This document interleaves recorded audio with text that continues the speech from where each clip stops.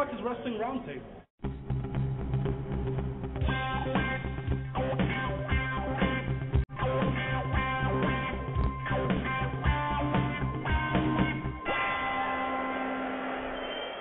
What the fuck is Wrestling Roundtable? What the fuck is Wrestling Roundtable, eh? Yes, Kevin Steen, we are the Wrestling Roundtable. You know what we are. We're the best. Maybe not the most viewed, which we should be, based on quality. Let's be real there, people. But we, I think, are the best mixed martial arts and pro wrestling talk show on the internet. We are live on the air now on blogtalkradio.com/Wrestling Roundtable, simulcast on GoFightLive.tv. You can simulcast us as well if you get the embedding code on our Blog Talk account, and you can put it on your website or blog or whatever you're listening on. Thank you for joining us. I am the host, Eric Santamaria. I've been working in wrestling 7 years. I think it might actually be this week or next week. 7-year anniversary, full-time in wrestling. Unbelievable. Everything from doing ring crew, camera work, ring announcing, editing. You can think of a whole litany of things I've done in pro wrestling. We are going to talk a lot about pro wrestling tonight and mixed martial arts, but wanted to mention some things first before we get to the intros. WrestlingRoundtable.com. Wow, what a boatload of content is on WrestlingRoundtable.com right now. Firstly, of course, is the newsletter-size, huge update of the news that is on WrestlingRoundtable.com. All the stuff that you need to know about the latest goings-on and interesting facts that have happened in pro wrestling and mixed martial arts recently, not just domestically, all around the world as well, is at WrestlingRoundtable.com. I don't want to hear any longer, hey, whatever happened to this, or what's this story, or I didn't know that. You have no excuse anymore not to know something. It's on WrestlingRoundtable.com. While you're at WrestlingRoundtable.com, also, just finished, is my WWF Invasion 2001 scenario. Yes, you may remember earlier this year, we rebooked the Invasion angle that WWF did in 2001. I've just finished up typing my scenario from WrestleMania to WrestleMania 17 through 18, and you can check that out in the fantasy booking section. Also, we have some recaps coming up this week, more WCW, SmackDown, and others. We also have some new polls. That's going to be interesting for you to vote on. We'll get to that in a little bit, some recent poll results, but also added some of our latest videos just this past weekend. We shot back-to-back videos before and after Bound For Glory. It was our blog number 11 where we interviewed you, the fans, and found out what you were looking forward to. Afterwards, we recorded the Battle of the Wills and found out who scored what, and also previewing this coming Sunday's Vengeance pay-per-view. WrestlingRoundtable.com, that has the links to all of our social networking sites, 2 Facebook pages, a group page and a fan page. Like us at Facebook. You can follow us at Twitter. That's got exclusive content. Don't think just because it's linked to our YouTube or Facebook accounts that it's just going to be regurgitating the same links you see everywhere else. Exclusive content, exclusive tweets from myself there as well. Everywhere you go, it's going to be something different. Blog Talk Radio and iTunes both individually have every show we've ever done. Every radio show, every discussion show in front of the camera, all of them are archived at Blog Talk Radio and iTunes. If you go into iTunes, type in Wrestling Roundtable, and you'll have entertainment, whether you're at work, on a long road trip, for hours and hours to go. I think it's coming up on 90 shows, so lots to listen to there. And if you're on MySpace, if you're still on MySpace, you can find us there as well. But one of the accounts I wanted to talk about is YouTube. A lot of stuff went down with YouTube recently over the past couple months. Our Google AdSense account was suspended a couple months ago. See, what happened was, at least this is what I theorize, see, when fucking Google sends you these messages or YouTube or whatever, they usually don't get into specifics. In this case, I signed on one day, I think in August, and I saw an email that said, your Google AdSense account has been suspended due to invalid click activity. Well, to me, that sounds like I was clicking the ads myself. Certainly not the case. It also, according to their guidelines, makes it seem like I was encouraging people, or whoever owned the Google AdSense account was encouraging people to click. What I believe happened was, it was one day, and a lot of you who are on our message board, on our Facebook, or whatever, and I think you were part of this, Corey, and I'll introduce you in a little bit, but I think one day everyone just decided to click a whole shitload of ads at once, because I signed on to the Google AdSense account afterwards, and everything spiked. Huge! And I was like, wow, that's great. especially because I didn't do it. I wasn't aware of it. The problem is that amount of clicking only happened once. So I think Google was like, whoa, what happened here? And it was probably all because, whoa, it's from the same 5 IP addresses or something. So obviously they think it's a conspiracy, like Awesome Truth or Jericho and WCW 98. But that wasn't the case. So I have to pick up the pieces now, and I filed an appeal. And it took about a week and a half to get a response that said that our team, after investigating further, has concluded that this will not be reinstated. Again, not giving me a reason. There's never been a violation before that I know of. We've been very aware of copyright infringement and other sort of guidelines, YouTube partner account, for years. So needless to say, I'm very pissed about this. But we hope that you get our views back up. See, people, like, everyone was real happy to see us back in front of the camera, and that's great, but we've got lots of other stuff too, the blogs, the Battle of Wills, some matches and stuff. Get our views back up. Make Google fucking AdSense upset that they're not making money off your clicks. If they see how many people are viewing and we're like, oh, we want a piece of this pie again, maybe that'll give us some leverage. I don't know. It's worth a shot. So just please support the Wrestling Roundtable. Share, comment, rate, and subscribe wherever you are. Hit the thumbs up, hit a like, give us a high star rating, give us some views. Now that all that stuff is out of the way, I want to remind you before the intros, because I know some of you were worried about the income for the show that we did get from Google AdSense not coming through anymore. Well, there's still other ways you can support the show. You can get the T-shirt at WrestlingRoundtable.com shop. You can go through the Amazon store. Holidays are coming up. You can do your holiday shopping at Amazon through our store. Anything that's available on Amazon.com, you can get through our Amazon store, and we get a cut of it. And if you're going to order something on Go Fight Live, do it through some of the ads on WrestlingRoundtable.com, because then that'll help both of us. There's lots of other ways you can support the show. Sign up for the message board, spread the word, add your friends on Facebook. Lots of other ways. We are not going anywhere anytime soon, so just wanted to make you aware of some of the changes that are going on. And now, introducing our radio panelist from Chicago, Coriander Ake. Hello, Corey. Hello, Eric. Hello, everyone, and fuck off YouTube. Hey, YouTube, up until recently, has been pretty good to us, and even the response for the videos that we've uploaded in the past week has been pretty good. It's amazing to think about all the people that we're interacting with all over the world, and I'll tell you more about that later, through this big website that, unfortunately, this fucking corporate dick bought, but that's a whole other issue. Will Effin Brooks is on our line. Hello, Will. Hello, everybody. I'm still pissed off at Bound For Glory, but I'm sure we'll get to that eventually. Until then, hello. The other half of Battle of Wills is also on our line. He is TLD Will Fides, and we saw this weekend on the YouTube account the preview for B4W, The Time of Our Lives, the documentary that you are putting together, coming out in March. Want to tell us a little about that? Absolutely. A bunch of friends of ours got together in 2002. We did a little backyard wrestling, not like the hardcore stuff, but like actual real characters. We built a ring from scratch. We actually got on public access TV. We're still here 10 years later, still doing what we love, and the whole idea is to show our growth, our friendship, and what we've accomplished from where we came from to where we are now. It's a great story to have. There's a lot of great times. There's some really bad moments, unfortunately. But altogether, it's going to be a story I think everyone who was a kid can relate to, and who's a kid now who loves wrestling, who would always want to do it. And I was lucky enough to live it here, become somewhat of a local celebrity in the town, and it was all fun at the end of the day. And it's going to be out in March. We'll be giving a regular DVD, and then later on we'll be having some extras of some matches and things like that. So I'm looking forward to it, and I'm hoping that you fans of the Wrestling Roundtable will enjoy it. And I know Will Brooks already has 10 copies on pre-order, especially that he will be losing Battle of the Wills because he also agreed that he would have to buy 10 copies. Why would I want 10 copies of just shitty wrestling? Don't judge until you see it, son. On our line right now is Rodney LeConte. Glad that you're here, fresh from training, correct?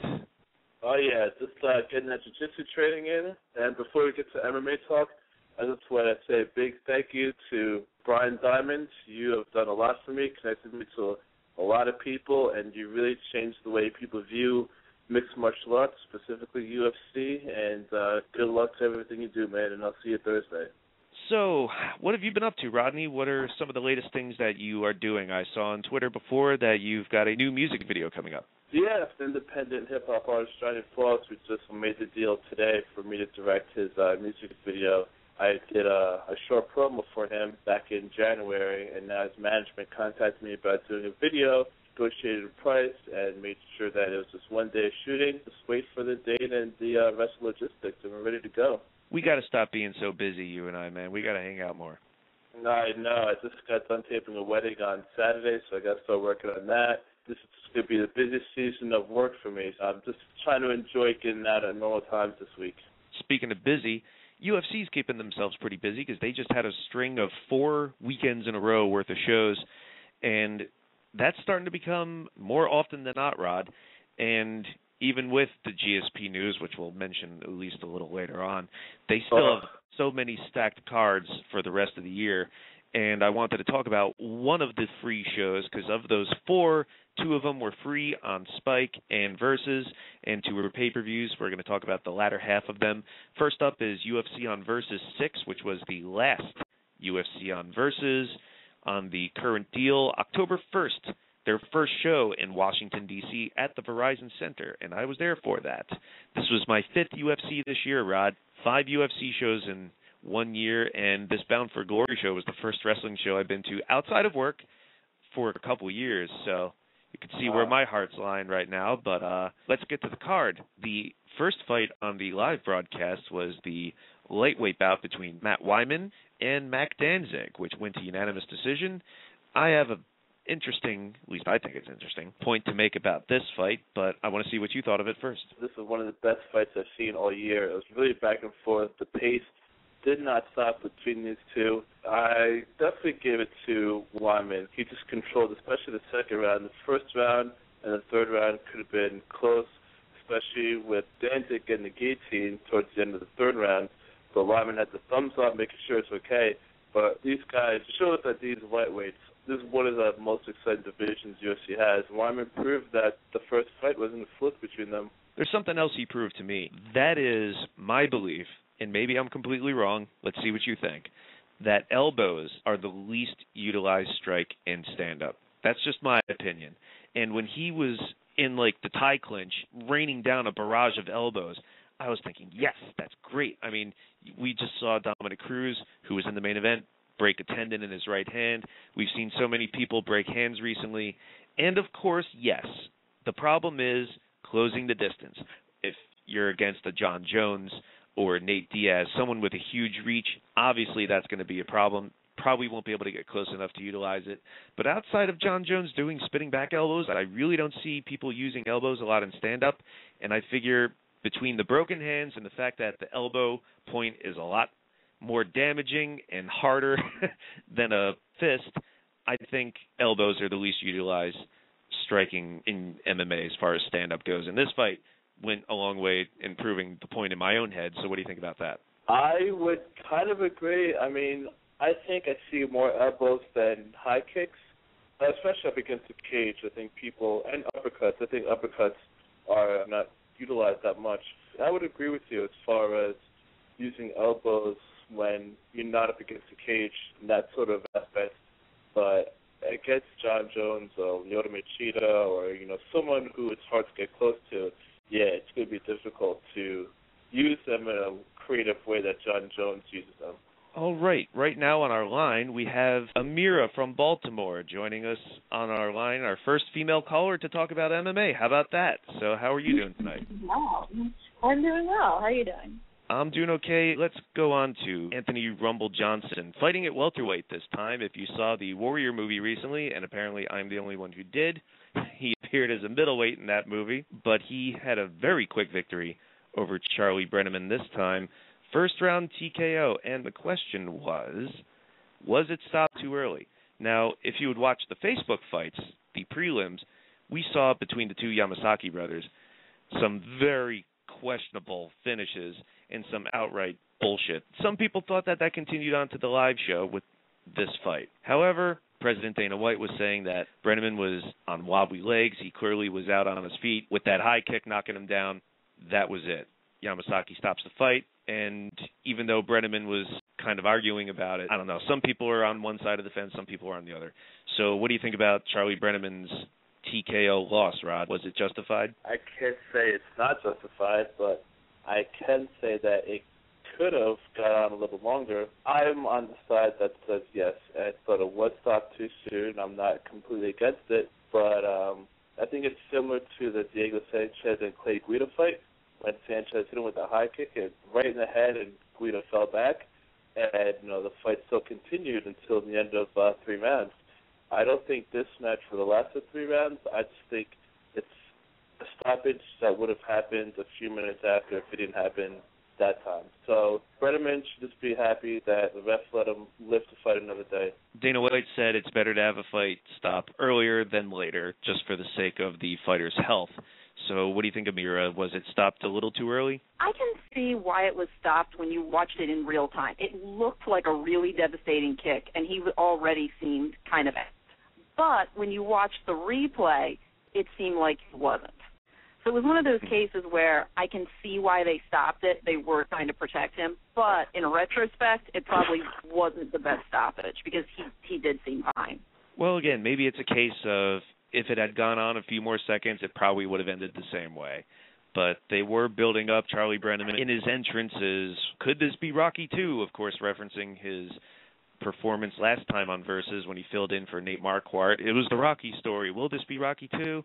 Well, it wasn't quite, and that's too bad because I was hoping we could get to Rocky III for some very homoerotic slow-motion running on the beach with some shorts or whatever was going on at that time. But let's move on to the heavyweight fight, the co-main event. Stefan Struve, a whole foot taller, 12 inches over Pat Barry in the height department. He was literally looking down at Barry at the weigh-ins. It was incredible, the biggest height difference in UFC history. Pat Barry, I appreciated him coming out to Street Fighter II music, but didn't help him this time because even though it was a great finish with that power bomb, Rampage Jackson style on 6'11" Stefan Struve, those limbs are too long and they had such a tight grip on him that it didn't even break the grip. So into the triangle plus an armbar, Pat Barry tapped out. Stefan Struve back on the winning end of that fight. Rodney, your thoughts? Stefan Struve and Pat Barry. HD. I just question Pat Barry's strategy going into that fight because if I were him, all I'd be doing is throwing leg kicks. And it's like he was trying to either take off Stefan's head or trying to go toe-to-toe for him. I thought Stefan Struve, first of all, had an excellent transition. He was pretty much down on his side with almost a headlock and then transitioned to that triangle. When Barry picked him up and slammed him, he actually put himself deeper in the triangle. It made it worse for him. I mean, it's knowing that if you stand up like that, you're pretty much putting yourself in a worse position than you were before. Those long limbs, I mean, I think it was a easy transition for Struve to get into the armbar, and he's slick with the submissions, and we showed it, and that's always been Barry's weakness, and we saw that at the Versus night.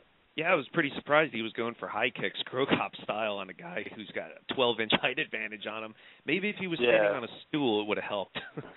He would have been chopping at the legs. Mm-hmm. Amira? Yeah, Barry definitely did not have the best strategy in this one. So Struve actually started this out pretty slow, and I kind of thought at first we were going to see another fight with him where he doesn't use this incredible reach advantage he has, but he got it together on this one and relatively fast. Well, you have intimated to me that in the main event, which was the bantamweight title match between the champion Dominic Cruz and Demetrius Johnson, that even though Johnson lost a unanimous decision to a guy who had a, I think, broken hand through like 99% of this fight, you were still more impressed with Demetrius Johnson, and I want to know why. He's one of very few people, and funny enough, same thing's true about Edgar, actually, on the next show, but one of very few people who's fighting in the real weight class, which, given what everybody usually does, means he probably should be fighting a weight class down. So he's always going in with size and reach disadvantage. The performance that he put on was really very good, and he gave Cruz more trouble than a lot of people that have fought him that have been closer to his size. I was just very impressed with his ability to consistently get in there, consistently get shots in, to get out of Cruz's submission attempts. And I think when you're always going to be fighting guys that are bigger than you, you have to be that much better to be at that level. Cruz he did what he does. That's how he wins pretty much every fight. He has good movement, he confuses people, he gets away from them, but this guy got in there, got a lot of shots in there, and did not get tired. And I was very impressed with that. I always have a lot of respect for it. I'm very impressed by people that are always fighting bigger dudes because they're not cutting a ton of weight to try to fight smaller people. That's an interesting analysis because, at least as it was for me sitting there, it just felt like I was watching Johnson get German suplexed all over the place. Rodney, what do you think about Dominic Cruz's latest defense of the bantamweight title against Demetrius? I'm just always impressed with Dominic Cruz. I think it's a treat watching this guy, the way he moves, his unorthodox style, his speed, his conditioning, and his wrestling. His wrestling is impeccable. I think it's something that's, I wouldn't say underrated or overlooked, but I don't think people give it as much credit as it deserves. People talk about, GSP being one of the best wrestlers or, Koscheck, but this guy's name should really be on the list because he is able to wrestle a great wrestler in Uriah Faber and stop the speed of Demetrius Johnson. I think that's what really won him this fight. I think there were some instances where he might have had the finish when he had Demetrius' back, but with that broken hand, it was kind of hard. So he got the win, and really impressed, and can't wait to see this guy fight again. 90s8 in our chat room said, MMA needs more German suplexes. I second the notion. I'm talking Dan Severn 1994 style. That'd be pretty awesome. So we're going to move on to UFC 136. Amira, do you want to talk about that? Oh, sure. All right, cool. Well, that happened October 8th from the Toyota Center, a week after the Versus card in Houston.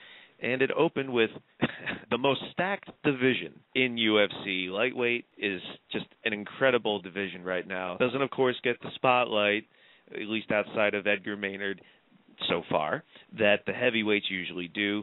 But even with Gilbert Melendez on the horizon, we don't even need him in the division, and it's still got so many contenders coming up. It's just great. And, of course, here, Joe Lauzon defeated Melvin Guillard out of nowhere, even in less than a minute. I think it was 47 seconds. First round submission in a rear naked choke. And people are calling it an upset. I'm calling it beautiful. He got caught. He got caught immediately, and that was kind of that. It was sort of hard to say how that would have gone had that not happened, but, yeah, that was over so fast. Rodney Gillard's cockiness getting to him too much? Did he make him let his defenses down? Did he get sloppy? I wouldn't say sloppy. I just think he underestimated Joe Lauzon, number one. Number two, he was, I would say, overconfident in this fight. You can just tell by his entrance, during his introduction. He was already seeing a quick knockout. He kept, swinging for the fences. He kept going for the punch, and he went in for it, and he let his guard down for 1 second, and Joe Lauzon caught him with a left hand, stunned him, and got his back. And once he got those hooks in, it was done for. As soon as he flattened him out, I knew it was over. Yeah, as soon as he got his back, I knew it was over. Joe Lauzon is just a monster when it comes to submission. Hey, this is a guy to win. We're going to be talking about him getting in the title picture. All right, maybe sloppy was the wrong word. Let's say too exuberant, perhaps? Let's go on to the featherweight rematch, which was one I was really looking forward to. Nam Phan defeating Leonard Garcia, which he really did the first time, not according to the judges, but what the fuck fight were they watching? But Nam Phan defeated Leonard Garcia, unanimous decision for real this time. What a fight. Amazing to think, Rodney, that on a card with 2 title fights, one of which was Jose Aldo, the other which was Edgar and Maynard, that this won fight of the night. I think it deserved it. It absolutely deserved it. The crowd was roaring at the end of it. I thought it was really back and forth. That Nam Phan just did a little bit more. He was less hoppy, more on point with his striking. Yeah, he definitely got the nod in this one, Eric. Well, see, the thing with Garcia is, and I always look forward to seeing him fight. However, that doesn't mean we're going to see a technical, scientific boxing fight. Far from it, because the way Garcia fights is always throwing strikes. He just throws these wild haymakers that if they just land, they might have a chance. And we saw that in this fight when he landed one. But that's pretty much it. He pretty much only landed one. but he's only got like one direction, full speed ahead. Even if he has no gas left, he's still going forward. It was just driving me a little nuts that he seemed to take a couple shots to try and land an uppercut, and he was just leaving himself open, and obviously Nam Phan was scoring some more than Garcia there. So, Amira, your thoughts on that fight? You do have a Muay Thai background, so we know that you kind of know what you're talking about this time, don't we? Yeah, I guess so. Really fun fight to watch.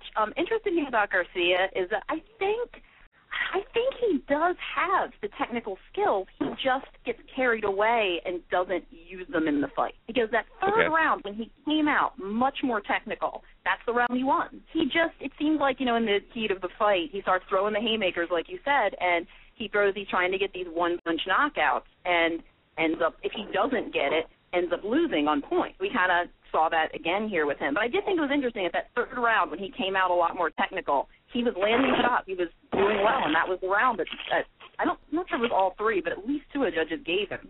Yeah, and I thought fight of the night as well, same as Dana White apparently. But you mentioned before, Rodney, some guys that you thought Dominic Cruz should be mentioned along with as having great wrestling skills, GSP, Josh Koscheck. I think Chael Sonnen should be up there because before we even get to what he did after the fight, the promo he cut essentially, I was so impressed with his victory over Brian Stann. Of course, being in Texas, probably the only place he can get licensed after everything that happened last year. But regardless of that, it was an amazing wrestling clinic to me.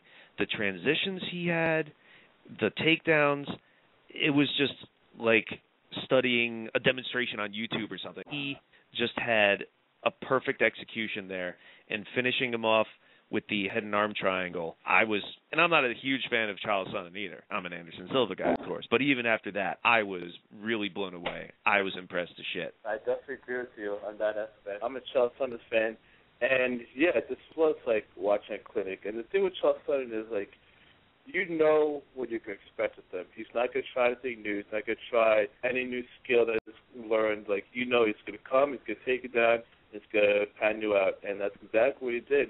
And people were underestimating Sonnen because he had a long layoff, and Brian Stann has been knocking people out. He's been in a role since he moved down to 185. There was a great deal of respect between the two, which was good to see for once in a Chael Sonnen fight. You knew Stan's weakness, and boy, was it exposed. I didn't see this going to a decision. I just didn't know which way it was going to go. I mean, I would have been surprised if Chael Sonnen would have gotten knocked out. I had him winning, but I just didn't know how. But, man, I didn't think it would be this dominant, and I'm very impressed with him, and it just shows that this guy really backs up what he says. That's what makes him that much of a great fighter. Yeah, that was the straight destruction. I wasn't sure how the layoff would affect him, but it didn't, apparently. And I think he really is one of the fighters who truly fights to his strengths.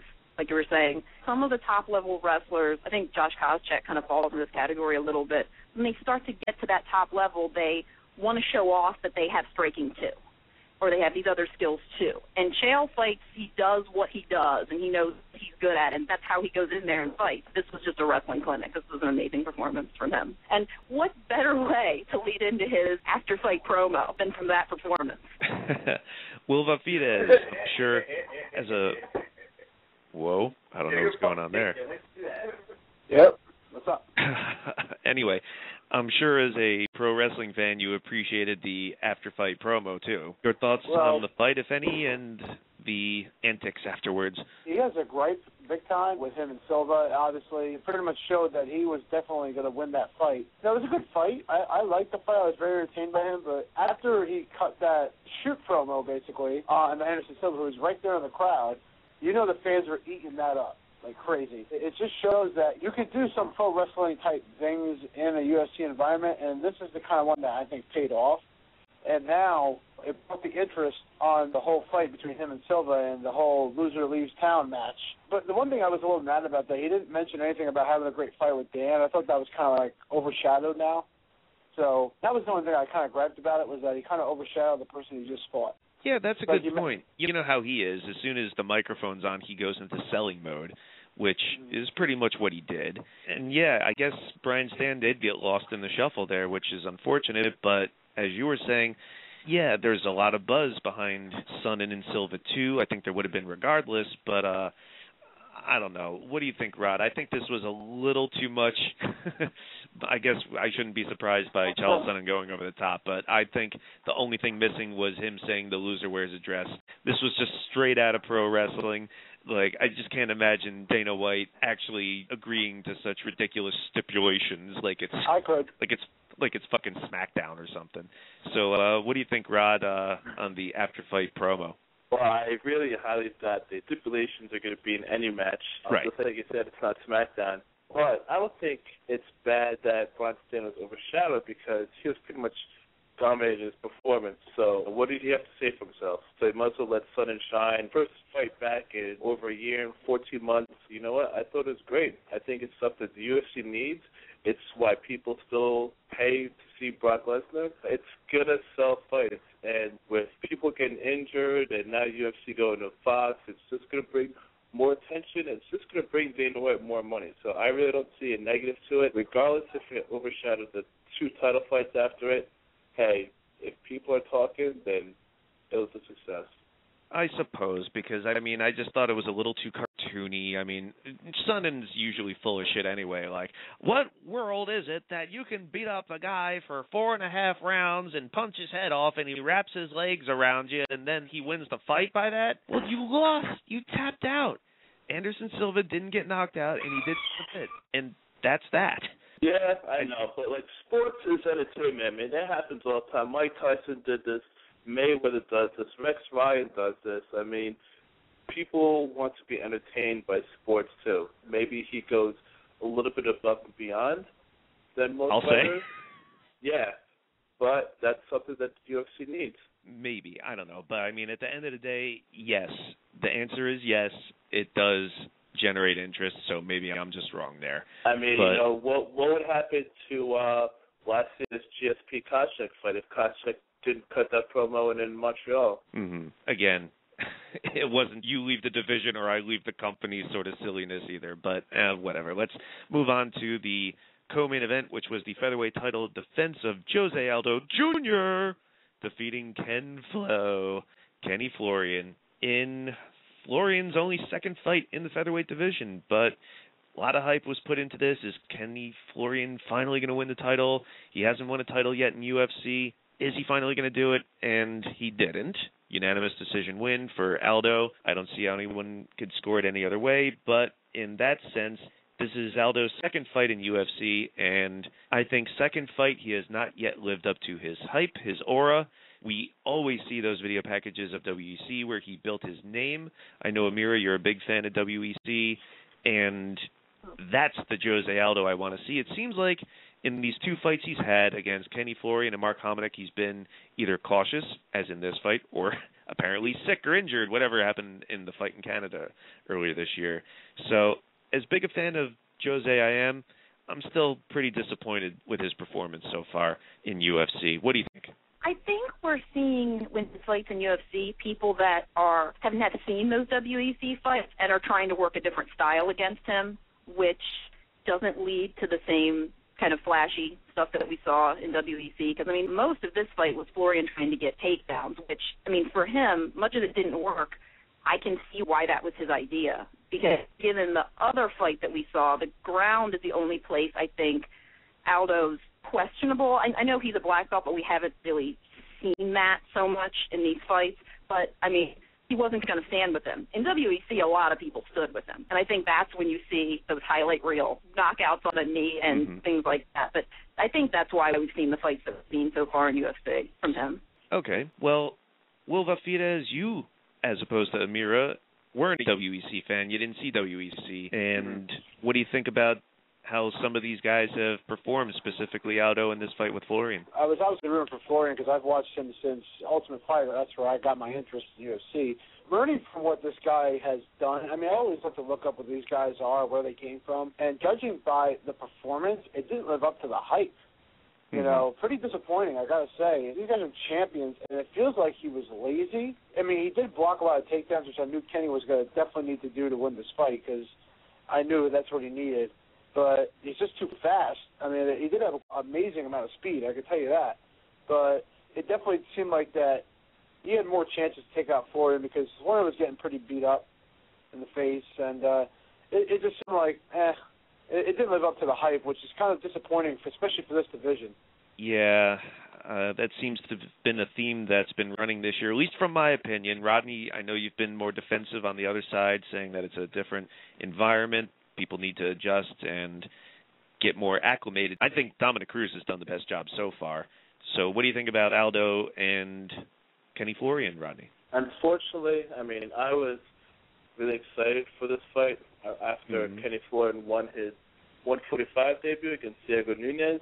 I didn't think that this would be, I would say, the least exciting fight of the night.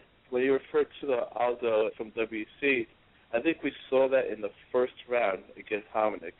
But as we learned later, it was a bad weight cut. He ran out of gas, and Hominick, I guess, showed the plan, what it takes to get rounds on Aldo. And we saw Florian do that in the first round.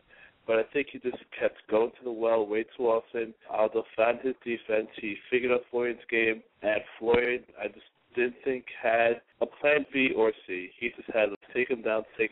I mean, Florian has great stand-up skills. I think he really should have stood with him. Whenever there was any sort of action, he just kept pushing him up in the cage, which wasn't really exciting to the fans. But Florian did a lot better than most people suspected. And I think he kind of neutralized the exciting Aldo that people wanted to see. Florian stopped that side of Aldo, and depending on who his next opponent is, maybe we'll get to see that WC highlight reel Jose Aldo Jr., but I think Florian still did a good job. It's fortunate that he didn't reach his goal, but his time is yet to come. The main event that got all that hype, Frankie Edgar and Gray Maynard 3. For the lightweight title, Frankie Edgar defending against Gray Maynard, which he did. 4th round TKO. I was pretty surprised. Maybe I shouldn't have been, Rodney, but I was.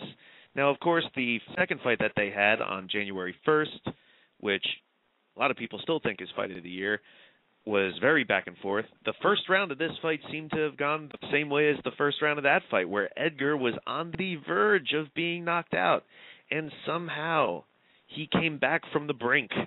And not only did he come back, he knocked out Gray Maynard himself, and seemed to cement himself in at least Dana White's mind. How did he do according to you, Rodney? I thought he did great.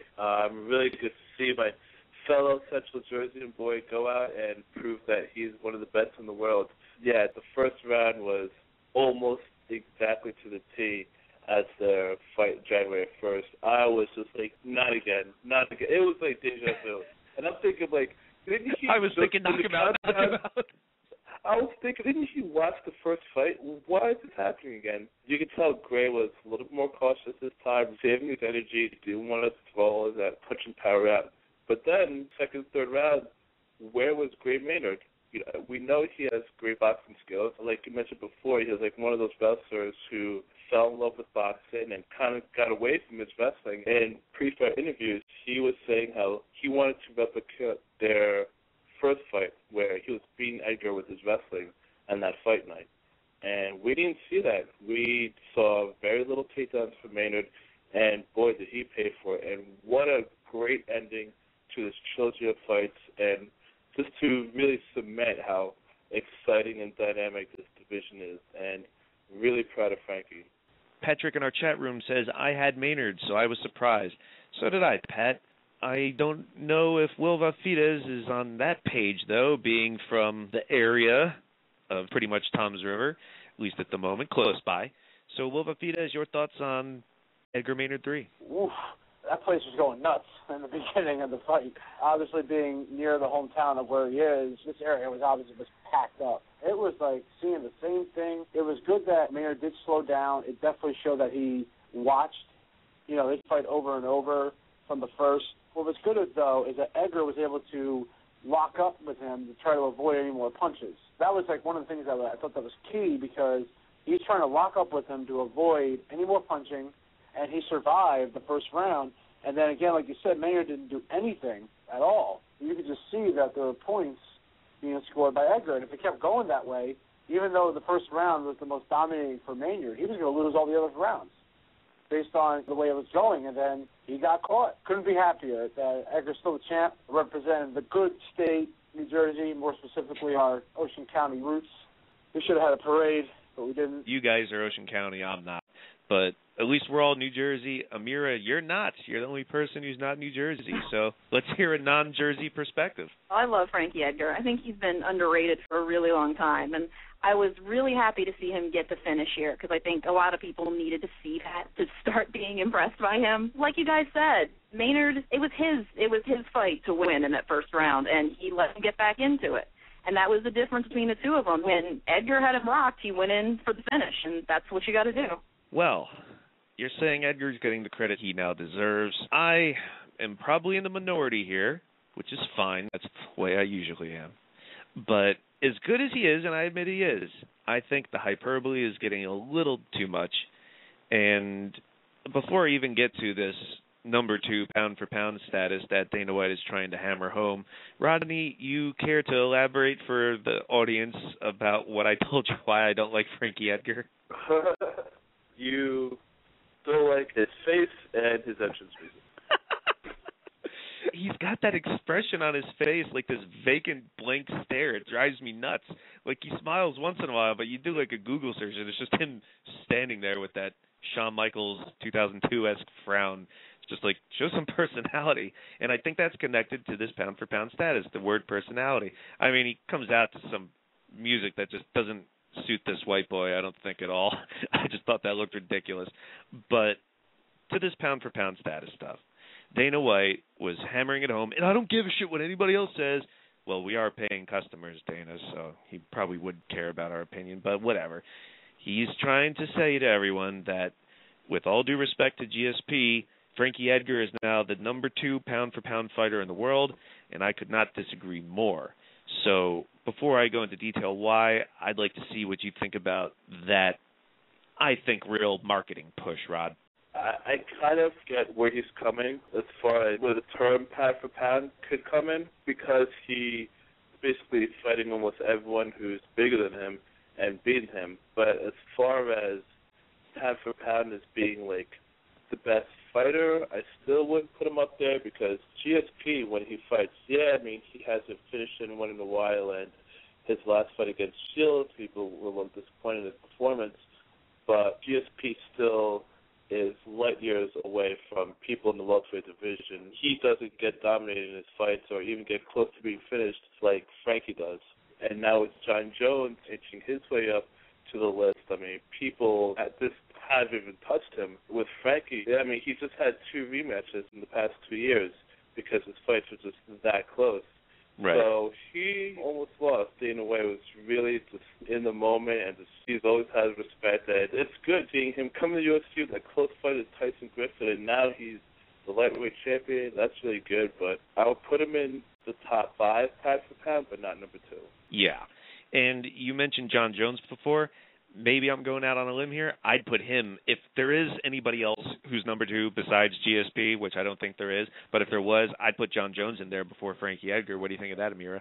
I'm not a big pound-for-pound person simply because there's so many different ways to look at it, but, I mean, if I had to make a list, I would put John Jones. It's everyone's individual opinion. Yeah, based on dominance in the fight, if that's how you want to look at it, I would put John Jones over him. If you look at it the way that Dana White looked at it, I can see the argument he was making, but I think most people, when they're thinking pound for pound, don't look at it that way. Going by, I think most people look most dominant, and you would definitely put John Jones over him. Yeah, well, I think what Dana White was saying is why people call Pacquiao the best pound for pound boxer, because Pacquiao steps up in weight and is whacking guys that are a lot heavier than him, and he's always going up a weight class and beating the best guys. I think if maybe we saw GSP go up to middleweight, dominate some of those guys, then I guess by Dana White's definition on what pound for pound is, we could definitely, without a doubt, rank GSP number 2, and we saw what Anderson Silva could do at 205, so that's why Anderson Silva stays at number 1.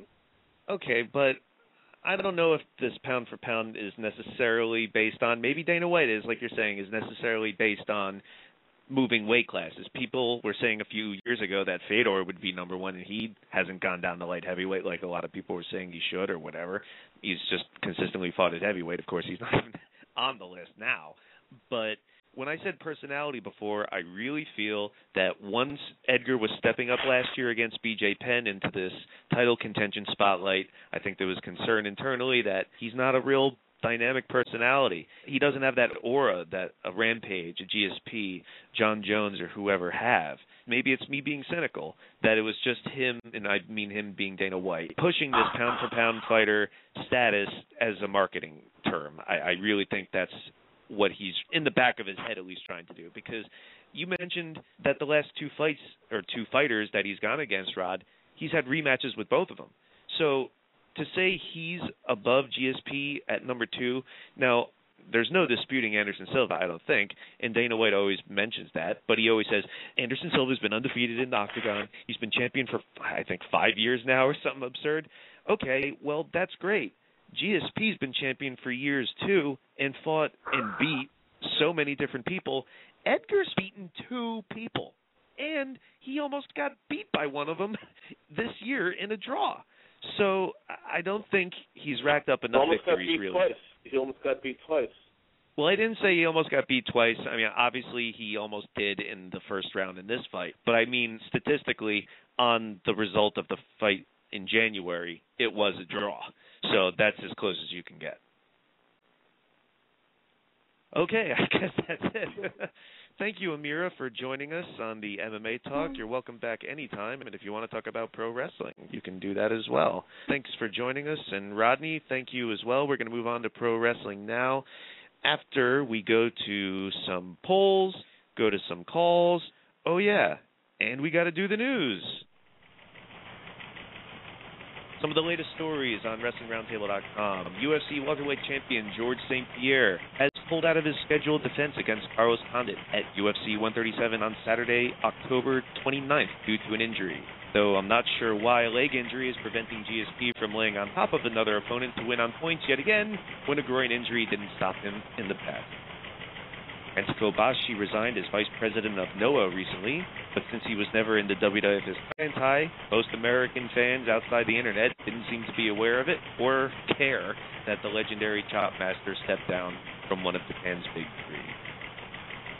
3. WWE suspended Heath Slater for 30 days on Monday, October 17th, due to his first wellness policy violation. No truth to the rumor, he was suspended to spare the viewing audience their eyesight. Thomas Graham, 50 years old, a convicted child molester, was murdered on Monday, October 10th by his cellmate, former UFC fighter and co-star of Austin Powers as the character Random Task, Joe San. Longtime UFC fans might remember the 0 and 4 San as Kimo's training partner back in the old days of UFC.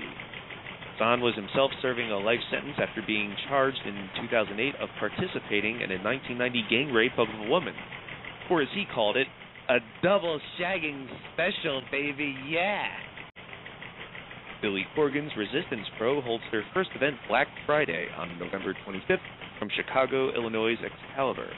Corgan has claimed the promotion will be using Russian doctors to test for concussions, but no confirmation on whether the time for the matches will be kept using the doomsday clock. Tyson Tomko was arrested on Monday, October 11th in St. Augustine, Florida, charged with robbery. Currently being held in jail on $7,500 bond listed, Tomko allegedly stole 210 oxycodone tablets from a CVS pharmacy, quote, crushing up and melting down the pills for injection in the handicap stall at a Chili's restaurant where he was arrested afterwards. When it was discovered he had injected 178 pills, the equivalent of 2,670 milligrams, he was taken to Flagler Hospital for evaluation, after which he was discharged into police custody and transported to a county jail.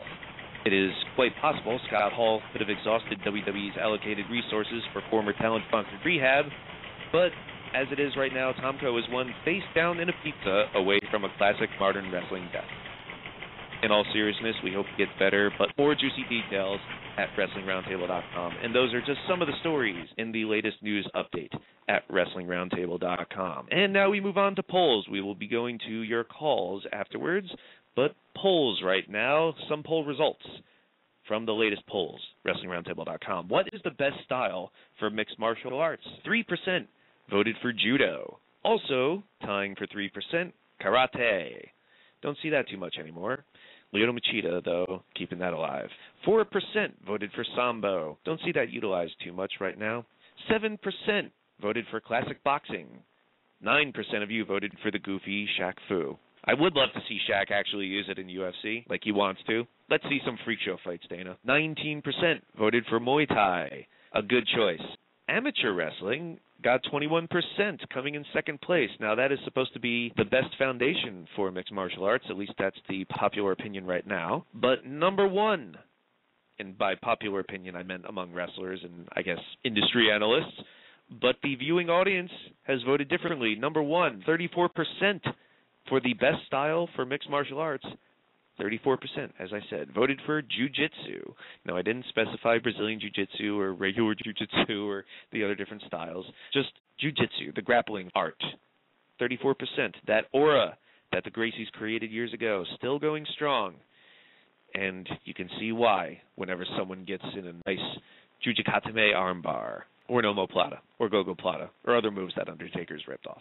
The other poll is, what was WWE's real biggest OMG moment? WWE putting out their top 50 or whatever oh my god moments DVD, but I think some missed the boat. So what do you think was really on there as a better OMG moment than Tim White trying to kill himself in backstage skits? Only 1% of you voted for Vince McMahon being molested by his own mother. See, we're going for the classy answers here, and I guess a lot of you didn't read that Playboy interview years ago where he actually let the world know that. And believe me, it explains a lot of what we've seen recently in the past 10, 13, whatever years of WWE programming. 2% voted for a high Jimmy Snuka cracking open his woman's head like a coconut. Yes, the cover-up that could never happen now, could it? 8% voted for the fact they put Mason Ryan on TV. That's a good choice. 22% voted for Stephanie McMahon feeling the madness at age 14. Ooh, yeah. 26%, coming in second place, voted for he who we do not speak of himself, Chris Benoit, tapping out his family in a three-way dance. That's got to be up there. But it is up there, only second place, because in first place for WWE's real biggest OMG moment, 41% voted for Owen Hart's ultimate high spot in May 99 at Over the Edge. Those were the polls at WrestlingRoundtable.com. Right now, we've got two new ones for you. One about Bound for Glory, and specifically Robert Roode. You can find that out for yourself. And the other one is, what rivalry would you want to see WWE do a Blu-ray set on next? The Bret Hart and Shawn Michaels rivalry set is coming out soon. I think next week or so. Looking forward to that. And hopefully there's more in that series. So before I get to the callers, one other thing I wanted to throw in here, that there was such great response to our return to YouTube this past week. And I wanted to read some of the comments left because I was pretty touched by them. On Facebook, Alex Gutierrez, who I see in New York for Ring of Honor shows, wrote recently, I can't understand why anyone who is a true fan wouldn't like the Wrestling Roundtable. I think there is a segment of people who just watch wrestling just to shit on it. I have a lot of admiration for the whole Wrestling Roundtable crew. Just the amount of hard work you guys put into everything is amazing, and passion and love shines through everything you guys do. Keep up the great work. That really meant a lot to me, so thanks a lot, Alex. And on YouTube, X James, or James X, however he'd like to be known, wrote, I've been a fan of your show now for just over a year, and I wanted to say thanks for providing fans like me with a place to go to with some great opinions about wrestling. As someone who also writes about pro wrestling and has recently been disenfranchised with not only the current wrestling products, but also the way some members of the IWC act and talk, it's great to know that there are still people out there talking some sense about wrestling. And Ant-Man88 underneath that wrote massive agreement. So thanks a lot, guys. I really appreciated those comments. And we got lots of viewers from all over, from Bakersfield, California, and Hawaii to Malaysia, Ecuador, and the Philippines. So thanks a lot to everyone who listens to us and watches us wherever you are. So let's go to some calls before we move on to TNA. Amato in San Antonio, what do you have to say? You were talking about Bret and Shawn, and I'm a big Shawn guy and being from San Antonio. How do you feel about them bringing out the Bret and Shawn DVD, and if there was anything that you wanted to see on there that is not listed on there, or would y'all be doing a review about it? Well, what we're really planning on doing is, for our season finale, talking about Montreal, the Montreal Screwjob, as people have been wanting us to do for a long time. I'm aware of that, but I thought it made much more sense to wait till after this DVD or Blu-ray is put out. let's hear what these two have to say about it in 2011, how Bret Hart's comeback has happened since then, and we've seen them being all buddy-buddy backstage at WrestleMania and shit now. So let's see what their perspective is on it first, and then we'll talk about it. But I think it's interesting that it's clear to me, at least if you go to, let's say, Best Buy, you see, like, Night of Champions came out today, and it's $15 on DVD. And you see all these other DVDs from UFC, TNA, 15 or under or whatever. I think just looking at the content that they have, the DVD does not have the fucking Survivor Series match. It's on the Blu-ray. Yeah, it's on the Blu-ray. Yeah, and I think that's clearly a marketing ploy to push people to get the Blu-ray format. You got more content, and not just more content in general, that's like the key match to put in there, I would think, and it's not included on the standard DVD release. So off the top of my head, I don't remember if the ladder match from 92 was on there or not, but I don't know. I don't think the Survivor Series match where Michaels filled in for Lawler was really worth putting on there per se. The focus was more on transitioning from the Lawler-Brett feud into the Owen-Brett feud, planting the seeds there. So I don't know if there's anything I'd really want to add to it.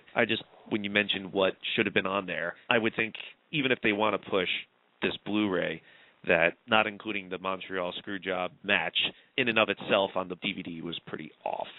Abe in Augusta, Georgia, you are on next with Wrestling Roundtable. When you did the recent show about the wrestling's next boom period, maybe it's me, but I'm thinking one thing that's missing is consistency and kind of everything being rushed nowadays, where, for example, the Nexus angle last year, when they jumped everybody, did what they did, then the next week, they came out like normal people and give a promo, and then at SummerSlam, then the 10-man they lost to the 5, but then the next week, the next month, Barry had a title match or something, and they just pushed to the side, and then all that now. Do you think that's a factor, or is it just whatever? Really, if you watched that video, you'll see that the conversation kind of went all over the place, which is great because there's so many different areas to cover and why there isn't a wrestling boom period or what's preventing each individual company from realizing their full potential. There's really just so many factors there. 973 area code, your name and location, please. Hey, it's Gerard from Jersey. So, Sona, I don't think there was anything wrong with the bill, but it was funny. It was funny thinking about how Sonnen was talking with Sonnen was sorry, I'm a little bit sick today. Your phone's not connected too well anyway, so let's move on to Ezenwa. Hey, my man. Hello. Ezenwa in New York. You recently attended a Chikara event, so I'm sure you want to talk about that, but anything else on your mind? We only have a few minutes. First off, Chael Sonnen's wonderful comments towards Anderson Silva after the recent UFC event. Apparently he's got a lot of ego and a lot of things to say about Anderson Silva. I'm thinking, is he biting off a bit more than he can chew? Well, facing a healthy Anderson Silva would probably give a different outcome, but with how impressive he looked in that last fight, and considering, of course, how much he took it to Anderson Silva in that last fight, I'd be really excited to see how they match up now. But like I said, we only have a minute or so, so let's hear about that Chikara show. Give us the details. It was the first one in Manhattan. The other two were in Brooklyn. Again, just like the one in Brooklyn, this is a supernova vacancy or a complete sellout, pretty much standing room only. The crowd is pretty much mostly into it as a crowd consisting of basically the New York indie crowd or the New York wrestling crowd, along with a crowd from Philadelphia and other places, and pretty much sisters in here and there. They pretty much enjoyed the show. I did. And they were generally into it. There's some dead spots, but that's only because, there are some either people that we want to see or the people we want to see, and the people didn't hold up the same amount of interest. But there's your typical match for comedy, and there's the two 12-Lard Summit matches with Ben Del Rey in the beginning and Eddie Kingston at the end had everyone's interest. People enjoyed the other big matches in between. Tag matches actually held a lot of people's interest. I guess the staff wasn't too high on the crowd because they were pretty much quick to rush you out because it was a small venue. Think of BB King's only, I think, a third smaller. That's probably the situation you get with the Highline Ballroom. When I think of BB King, the last thing I think of is goofballs in masks. The thrill is gone, Ezenwa. I know. But I was just thinking I'm just talking about the size of the area. That's pretty much what I'm getting at, trying to get out there. Right. So yeah, it was a bit smaller than BB King's, but nonetheless, the crowd liked it. I liked it. It's a different change of pace. That's why I enjoy it. I mean, if I wanted PG wrestling done right, I'll probably watch these guys instead of Hornswoggle running into a fake wall. That's pretty much the long and short of it. All right, thanks, Esnois, for that report on Chikara. But Corey, you wanted to mention the recent Ring of Honor shows that you watched on their website. Yes, I've been getting all caught up on the episodes. Last week's episode was pretty good. It had a almost 30-minute match between Davey Richards and Roderick Strachan. And I love how you call it episode, but I won't. And you're supposed to be Miss. I respect wrestling, and I won't call it this because it's disrespectful, and you're calling it an episode like any other TV show that's written? That's how it's presented. But I have to say... Hey, just because they call themselves that doesn't mean you have to. Don't stoop to their level. I'll try not to. Thank you for catching me. The match that Davey and Roderick had on last week's show was exactly what I've been looking for in wrestling, and I wish to God more companies who are also on television would try and produce more technical matches. This was very exciting. It was fast-paced. It wasn't slow. This is something that I hope people will sign up for on the website and try and check out. Do you think they should have put it on the first show as a showcase for like what they can do one-on-one? I'm not really sure, actually. Part of me says yes, this should have been shown earlier, and another part of me says that it's okay that they waited this long. So I'm not quite sure. The tapings still do not really feel like a Ring of Honor show. They feel a lot more like NWA. In what sense? The way that the matches are presented, the overall feel of the product, it reminds me a lot of some of the older NWA tapings from the 80s. We attended TNA's Bound For Glory pay-per-view this past Sunday at the Lelia Chorus Center in Philadelphia, Temple University. It was myself, Will Brooks, Will Vafides. You were watching Corey, and we're going to talk about that. We got a lot to say about the last two matches, but let's go down the card in order. The pre-show tag match, which was the only tag match of the night, happened to be a title match, too. The champions Mexican America of Hernandez and Anarquia. Anarquia looking like a cross between Diesel and John Cena, taking on Inc. Inc. Seemed like there were a lot of Inc. Inc. fans there, so that's pretty cool that they're over, especially with their new valet. What do you think about the tag match, Will Brooks? I thought it was a good match. It was a great way to start the show off with a high-energy tag team match. It was performed very well. It's the first time I've seen Inc. Inc. live. First time I've seen any TNA wrestler live, so it was really cool. But yeah, it was kind of a lot of punks in the area, which is always really nice to see. I saw it on Facebook and DirecTV at the same time. The DirecTV cast was a minute behind, so a lot of the audio was off. This was an okay match. I'm surprised that they put the tag team titles on the opening card. I really wonder who these people pissed off. I kind of like the new girl. Why does it mean that they pissed somebody off? Maybe it's just that they wanted that particular match there for a specific reason. Doesn't mean that they're being punished because they're on a pre-show. They could not have been on the show at all, like Abyss. It's the tag team titles, though. This is supposed to be a title match. That should be on the regular card. Well, the TV title wasn't even around. All right, well, you got me on that one. The match was okay. The ending was kind of odd. I really like the new girl. Now, the participants were kind of odd. I like the new girl. I heard a rumor that they want to name her Toxina. I'm not sure if that's true, though. I know that her other name is Christina Von Erie. I didn't catch her name. The commentary never actually said her name. It doesn't matter what her name is. Will Vafides, the tag match. I like Inc. Inc. as a tag team, and I brought up a lot at the show that as much of a great tag team as far as presence goes, they just don't have it together in the ring. I think they're still missing something. They're two different styles, and I'm not a fan of their in-ring ability as far as the tag team goes. And I know a thing or two about tag teams, ladies and gentlemen. What do you mean in terms of doing tag team moves together? Yes, there was not much tag team moves together. They're kind of like, again, two singles wrestlers put together as a tag team only because they got tattoos, a lot of tattoos. So what, they put people together just because they're black, so might as well. Yeah, but the whole point is that you have to make that team work. That's why they're on TV for 5 months and then they're off TV for a month. That's exactly why. They just don't have it. They got to figure out something to do to get that team over, because Mexican America right now is the team, and they got to build another team up that could face them, because I don't think Inc. Inc. is going to be the one. Okay, well, we move on to the pay-per-view. The opener was the X Division title match. The champion, Austin Aries, very over in Philadelphia, which could really come as no surprise, being that he wrestled there so much for Ring of Honor over the years. The fans booing Brian Kendrick, and no, it was not piped in.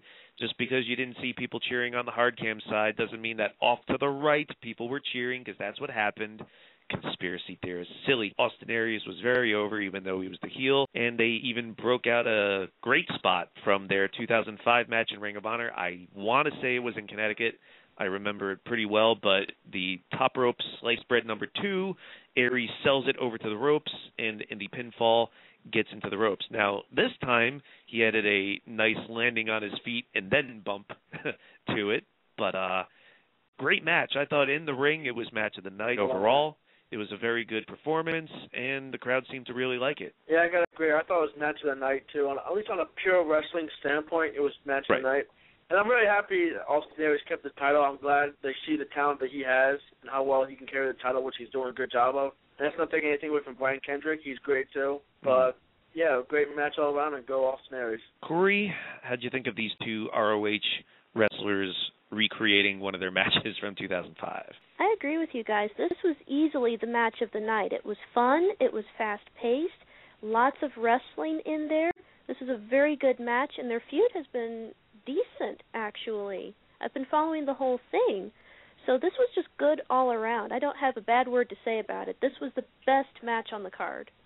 Pat in our message board echoes the sentiments. Match of the night. Wilva Fides.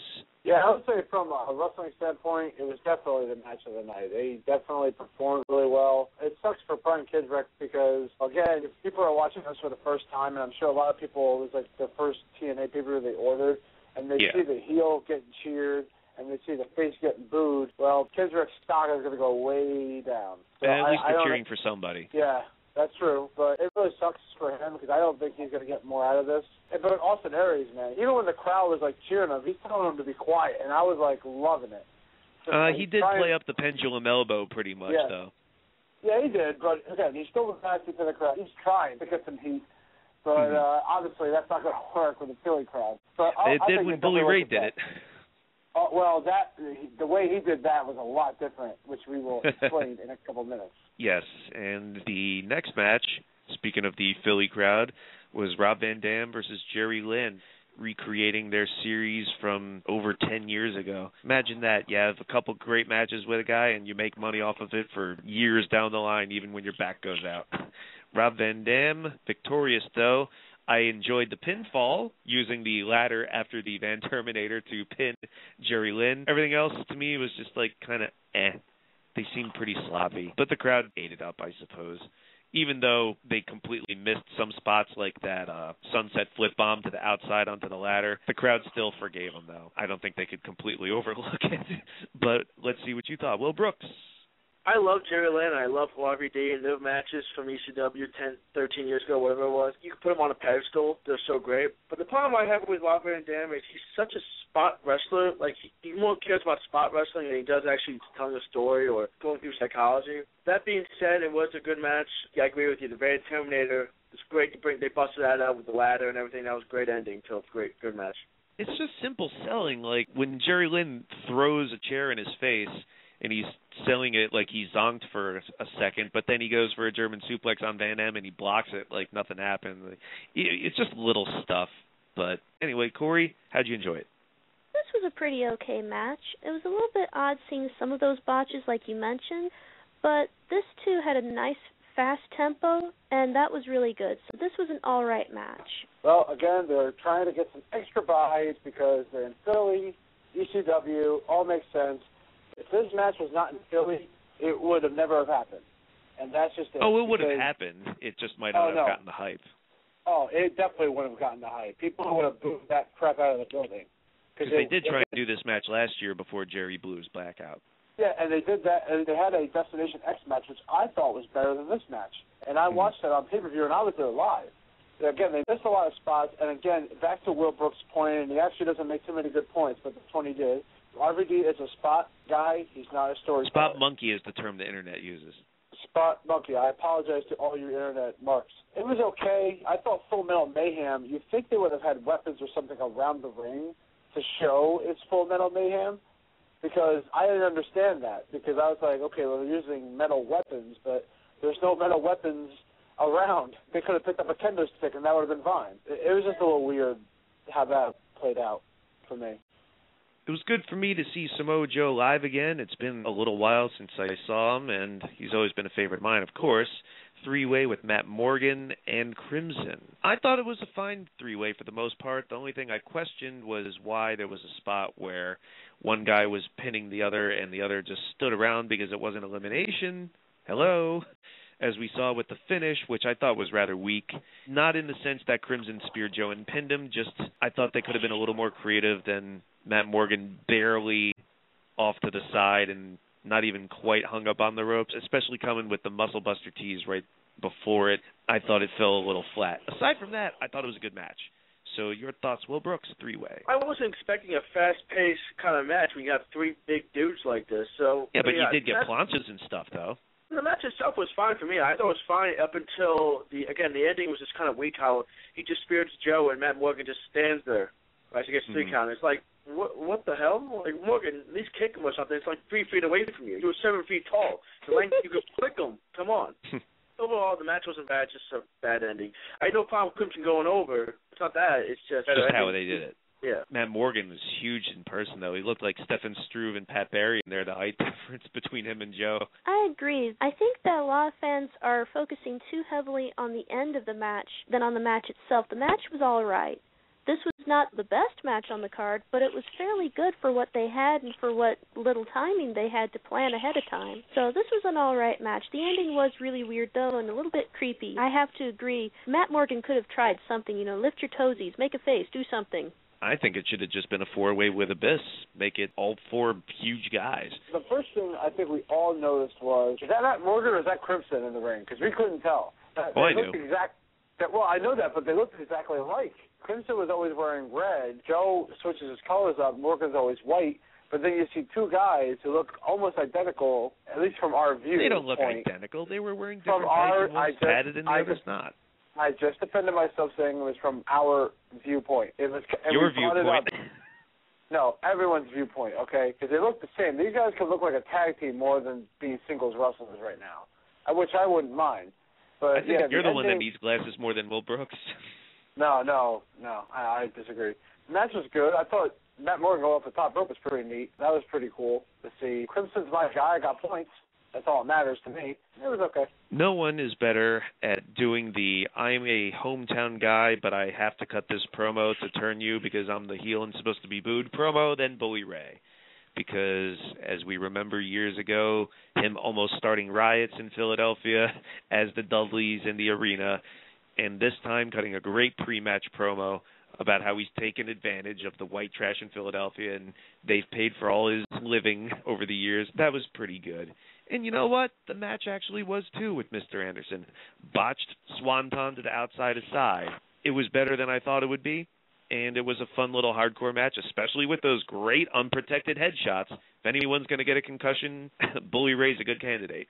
What'd you think of the fight, Coriander Ache? Because keep in mind that you, at home watching it, saw different stuff than we did. Sometimes we weren't able to see stuff. Some of the unprotected headshots were a little bit eerie to watch. It was a little bit too much. Overall, though, the match was okay. I wish they would stop taking so many risks, though. I mean, other companies have started to scale back, and this was a little bit odd to watch. I'm surprised that nobody started making jokes yet about the table that just did not want to break at the end of the match. Yeah, I thought it was a fine match. It wasn't great, but it wasn't bad either. I had fun watching it. I thought it was weird how they brought the guardrail into the ring. I thought that was kind of cool. I mean, you don't see that too often. I like the old school guardrails. I know you do. That's fine. I thought it sucked when he went for that swanton and missed. Oh, I felt bad because he looked like he fell right on his tailbone. I was like, oh, he cracked his tailbone. That sucks. Luckily, they made up for it. He gave him the mic check through the table, and that was fine. No one complained about the ending. It sucks he missed, but whatever. No one's perfect. What would Kurt Angle do? Well, I think today we should mark the days on our calendar because Corey just became the biggest hypocrite in wrestling. She just said that these guys were taking too many shots and too many risks. Yet you have Ring of Honor guys performing 30 minutes in the ring, jumping from the top rope and hitting their head on the mat. But then again, I guess that doesn't hurt. Anyway, promo was excellent. I love the match. Mr. Anderson, Bully Ray, my second favorite match of the night from a wrestling and an entertainment standpoint. I love that match, and I love Anderson.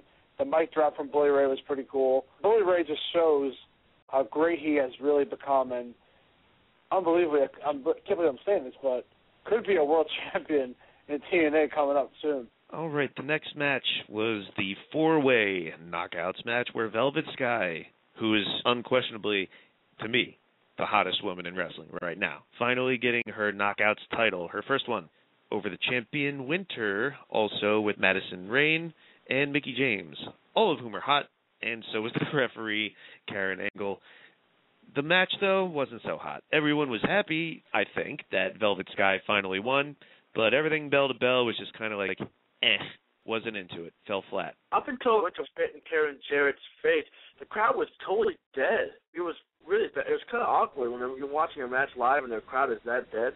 Then they did a quick roll-up, and Tracy Brooks came out, and kind of made the ending kind of cool because Velvet Sky won. Yeah, but up until like the spit spot, it was pretty bad. All right, you're right. Karen Jarrett, not Karen Angle as I keep calling her. She's hot either way. I was so happy for her because she's one of the last TNA original knockouts to not get the belt, and I was so happy she got it. But again, the match just fell flat, and it just wasn't a standout match until, like I said, the last 2 minutes of the match. The last 2 seconds of the match was okay. I liked seeing Velvet drop Madison on her face. The rest of the match was just unbearable to watch on television. I hope that it sounded and looked better in person because on television it just looked absolutely horrifying. There was just so much going on with Karen and with these other girls, and it seemed like Mickie James just did not care that this was a pay-per-view. She was just here to phone it in. It was a horrible match. The positive to being there live is the camera can never cut away from Velvet Sky's ass, which is pretty much where my eyes were locked any given chance I had. AJ Styles versus Christopher Daniels in an I Quit match. I think a lot of people were disappointed with this. They said it wasn't one of their better efforts. I enjoyed it for what it was. In the arena, Corey, we could not hear a thing Chris Daniels was saying on the mic when he sat on the chair with the chair over AJ's throat.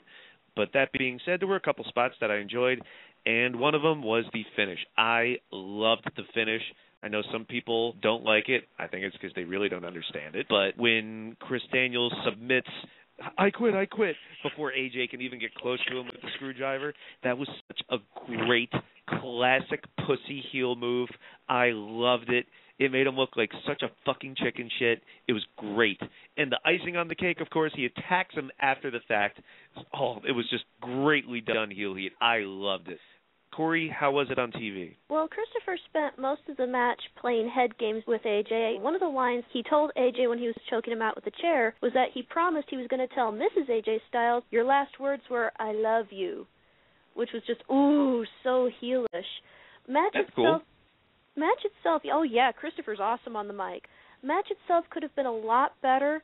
I do not blame Christopher, though, for getting up and leaving when he did, because AJ almost stabbed him between the nutsack with the screwdriver. So you can understand he was looking out for himself. I thought it was a great match. No complaints on any of the wrestling and the spot at the end. I thought the funniest part, though, was the first time they grabbed the mic, AJ Styles, I forget what he said exactly. I think he said, like, you quit. Daniels was like, no, you can suck it, or whatever he said. AJ Styles was like, yeah, suck this, and put the mic in the Daniels' face.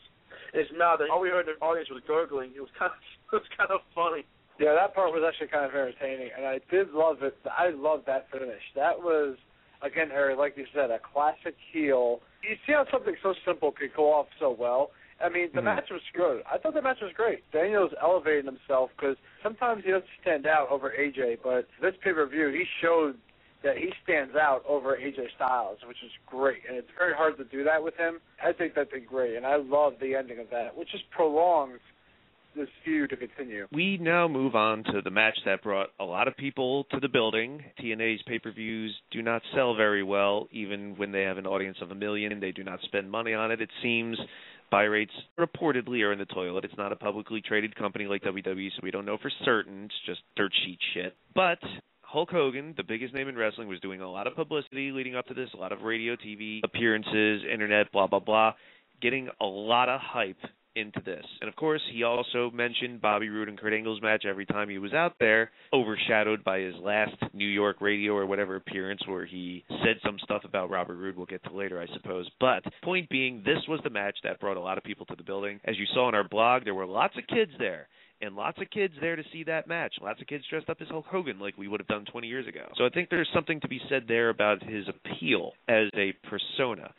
As for the match itself, I was really happy with it. I was thinking at the worst it would suck. I was just hoping Hogan wouldn't embarrass himself.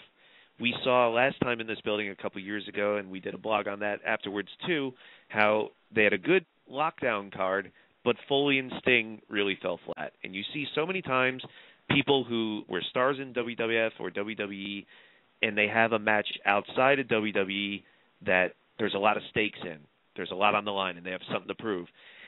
And it makes it seem like if it doesn't go well, if it doesn't happen in WWE, that's the magic. They have to have their hands on it for it to be good. And I thought not only that, but the fact that he was coming back after so many back surgeries and everything, I mean, he's really risking, you would think, possibly getting hurt. Obviously, he thought he was good enough to be able to twist his waist and throw punches and do other sort of physical things like that with his bad knees and bad back. So I was really just hoping he wouldn't embarrass himself and get hurt, and I don't think he did at all. The fact that he took a bump at all, I think, was an accomplishment, let alone 3. As short as it was, they did what they could to cover up the limitations of the performers, specifically Hogan. Flair coming out was a good surprise. He had a great function in the fight of beating up Sting while Hogan had the ref distracted, and Hogan put Sting over clean. Maybe 13 years too late, but he finally did it, and he tapped out to the I almost said sharpshooter, Scorpion Deathlock. So before we even get to the aftermath, what are your thoughts, Will Brooks, on how Hogan performed and Sting too? For two guys, Sting could still wrestle, but for a guy like Hogan who could probably barely even move, he put up a good fight. Did basically the best thing possibly ever could have done, given the circumstances. And yeah, you're right, Flair coming out with a shot that was awesome. Because now I can see I saw Flair, Sting, and Hogan all at once in the ring. I mean, yeah, granted, it's like 2000 WCW, that probably would have not have been a thing at all. But being it's 2011, to me, that's amazing. Hogan up, maybe in the grand scheme, maybe it doesn't make a whole lot of sense. But seeing Hogan Hulk up live was pretty fucking awesome. Well, Vafidez, you were there at WrestleMania 18 when Hogan fought The Rock, and we all know the story, of course, was people just loved the nostalgia of seeing Hulk Hogan again, and they turned him face. There was a lot of Hogan reactions. Sting was incredibly over. People can say these guys aren't worth the money all they fucking want. People paid to see these two guys in the ring, and they were mentioned in the same breath you saw on our blog as other acts that they wanted to see, like Jeff Hardy and AJ Styles or whatever. So these two guys can't be discounted so easily. Let's see if they're worth the money. I think we'll see from the buy rates that hopefully come out eventually how it exactly translated into business. They probably gave away a shitload of seats, but there were a lot of people there. Of course, everyone's pointing out, the top of the building was not filled and blah, blah, blah. Well, I didn't expect it to be. It wasn't last time. I don't think it would be now. But they still had several thousand people there. I would estimate probably within the 5,000 range, but a good crowd for TNA, if not anything else. Certainly better than what Hogan drew in Memphis with Big Show on his own a few years ago or whatever it was. The match Hogan and Sting, well, Vafidez, compare it to WrestleMania 18. What was it like? Was it the same sort of idea, people really just marking out, I guess, for Hogan? Yeah, I think it had that same feel again. I mean, of course, I had 60,000 to compete with in 2000, but a lot of these people, especially when we talk to them, never seen Sting before. And Sting up in the north part of wrestling country is very rare.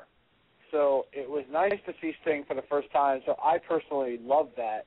And just to see Hogan, Flair, like I said, they did things that they could do. Sting, I think, deserves a lot of credit for helping Hogan through the match. You know, a lot of times Sting gets a bad rep about how he does matches, but this one, he really made Hogan shine. He shined. The Scorpion Deathlock was great. I loved it. That just brought me back to WrestleMania 18. And the ticket price was worth just that one moment. And there wasn't much wrestling. Again, it shows the power of what Hogan, Sting, and Flair, what these guys are really about. You can crap on them all you want today, and some people did in the blog, which I didn't agree with, But at the end of the day, if that was the last match of the night, it would have been worth the entire pay-per-view. Yeah, because when these three guys, Flair, Sting, Hogan, come into a match in 2011, people love to goof on it. Oh, they're old, they're beaten up. But you know what? They're still trying to keep themselves in shape. They're trying to put on a good match, and they bring their legacy with them. Maybe they can't perform the way they did 20 years ago or whatever, but they're doing it because they love it. Yes, the turn afterwards didn't make sense. You know what? None of the thousands of people there gave a fuck.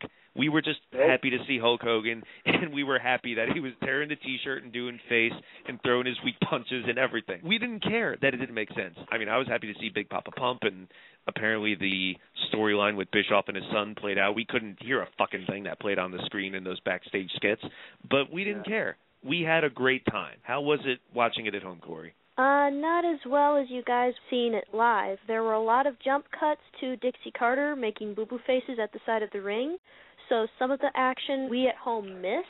Sting was okay. Sting was fine the entire match long. Hogan, you could really see this guy does not need to be in the ring anymore. He was really struggling just to do simple movements. Even when he was playing to the crowd and doing his usual poses, this was a really big struggle for him. There were some spots where I did not know if he was going to get back up. This was not something that I wanted to see. I'm glad that live it looked a lot better.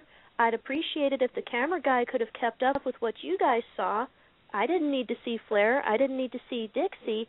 If we were going to have this match, it should have only been Sting, Hogan. Nobody else needed to show up before, during, or after. Well, I think they needed that extracurricular stuff going on to cover the holes in their game. But that's the most negativity I've heard of that. I think even Bill Treadway, who was raised from his godfather to hate Hulk Hogan, the Orange Goblin piece of shit, blah, blah, blah, all that smart mark stuff, even Bill admitted that this was surprisingly good. I think that was the general consensus. Everyone was happy with how it turned out. And that's why afterwards I was in such a positive mood. I was like, this is not the greatest, but it has been a pretty home run show so far. I think between the opener, some of the other things in the middle, and especially the Hogan-Sting match so far, there was a lot of buzz going into this show. People saying the Impact before this was better than Raw. And it seemed like there was a lot of hype because this was their WrestleMania, the biggest show of the year, and they've done a great job so far. The only thing left to do was to do the simplest, easiest thing possible. Now, granted, they were running out of TV time. The match itself obviously seemed hyphenated. They started off with the obligatory feeling out process and cut out pretty much everything else. You can forget the heat, the comeback, the shine, everything was just straight to the near falls. That in mind, I don't think it was a bad match. A lot of the fans were getting a little restless because they knew they were running out of time. That's TNA's fault for time management, not getting them some more time and wasting it on backstage skits and talking like the Jeff Jarrett segment and all that shit. But I know we had to get Jeff Hardy on the show somehow. I think they could have streamlined it a little more and given them a little more time at the end because people were getting a little restless with the repetitiveness of doing the same two finishers, counter, counter, counter. But I think all would have been fine if Rude had just won like everybody. You heard it on the blog. Everybody in the fucking world except Hulk Hogan apparently thought Robert Roode should win. He should have. This was his time. Imagine if Shawn Michaels didn't win at WrestleMania 12. If Austin didn't win at WrestleMania 14. Timing is everything. I don't give a fuck if Bruce Pritchard or whoever's in charge now, because this was Pritchard's first pay-per-view. He didn't come up with the card, but it was up to him. He was leading the team to come up with what they were going to do with it. If anyone comes up with some sort of shit like, well, just wait to see where it goes. We all know now from the spoiler from earlier tonight, fucking James Storm won the title from Kurt Angle. That's going to air this Thursday. So James Storm is now the TNA champion as of next week, and I guess they're going to do Rude and Storm for the title, but really? This story gets stupider and stupider by the day. I could not believe how down the people were after Rude lost. It really shows the importance of the main event because just like Lockdown a couple years ago, it was a great card. We had fun all night. And then the main event stunk, and that poisoned, that tainted, that ruined the impression of the whole show. All this needed was Rude get the pinfall or the submission, and this would have been a blowaway review show. I could not believe the spirit that they killed. TNA has no vision. This is exactly what they've always done. They have just shown that they don't deserve any success. They will never grow any further than what they are, and I was just completely disgusted.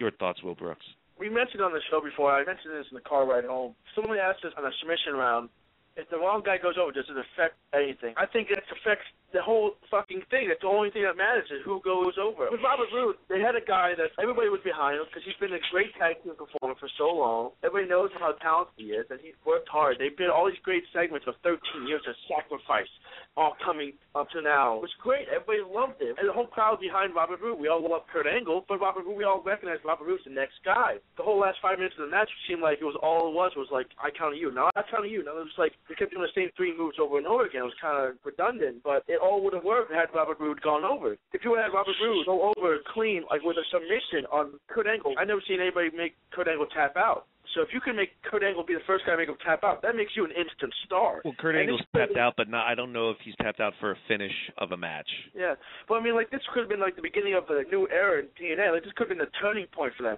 They had a great card where a lot of the young guys looked great. I mean, AJ Styles looked great. Crimson, the guy they're pushing right now, he won his match. He looked good. He beat Samoa Joe. I mean, all these like younger guys were looking good. It was like, okay, finally, you're finally starting to get it. You're gonna push these young guys, and they do this, and it made no sense. Up until Kurt Angle went in the back, I kept thinking Sting was going to come out and say, oh, no, that's not it. This match isn't over. We're going to go back. That would have made perfect sense since he just got control back with Dixie Carter, and they wouldn't stand for bullshit like that. That's exactly what I kept thinking. TLD's like jumping up and down like, oh, my God. I'm like, dude, relax. It's not over. It's not over. And it turned out to be over. It was like, oh, my God, they're really going to end it like that? Really? Holy shit. And then we had that one guy we were walking out with. He just walked behind us. It was just like, fuck this company, fuck everything, fuck Dixie, fuck it. And he was like cursing out Storm. But the whole time I'm thinking, dude, this guy's got a point. But he absolutely does. Will Vafides, what do you think about what went down with that bullshit main event? Oh, I was happy. I got points from Battle of the Wills. That was the greatest finish of all Drop time. the act. We know. All right. Yeah. I know that. But I'm kidding. This was built up till spring. You had Roode face all of his friends who are younger and healthier. He faces a Kurt Angle with a hamstring injury and loses. It shows where wrestling can be fake. This is it. This just showed how fake wrestling could really be. Not so much wrestling being fake, but this makes Robert Roode look so bad to have been built up through the Bound for Glory series and win and get all this hype, and he can't beat Kurt Angle with a hamstring injury. And it's going to look fucking worse on Thursday when James Storm beats him in minutes. Yeah, I believe Robert Roode has been totally killed. There is no chance Robert Roode's going to ever get over now. TNA just killed one of their best wrestlers. Now, again, wrestling doesn't sell tickets. I get that. At least he has the talent of a Bret Hart, the talent of a Mr. Perfect. He could definitely get himself over, and the audience was behind him. And you could just tell, being out there, that this was the guy. And by that happening, just totally ruined TNA.